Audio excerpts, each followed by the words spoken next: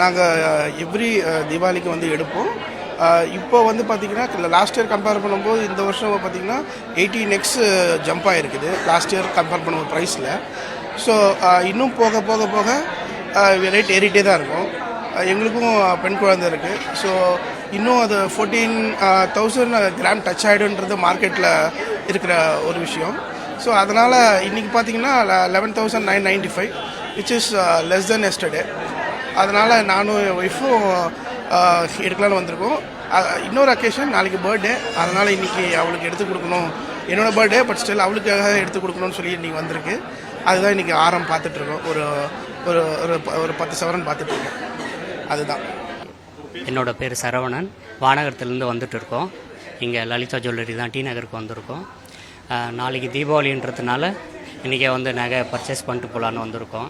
10 நாளாக பார்த்தோன்னா ரேட்டு ரொம்ப அதிகமாக தான் இருக்குது. இன்றைக்கி பார்த்தோன்னா ஒரு 200 எவ்வளோ தான் கம்மியாக இருக்குதுன்னு நினைக்கிறேன். இருந்தாலும் வாங்கணும்ல, அதனால் வந்தோம். நல்லபடியாக இருந்தோம், வாங்கி முடிச்சிச்சு. ரொம்ப சந்தோஷமாக இருக்குது.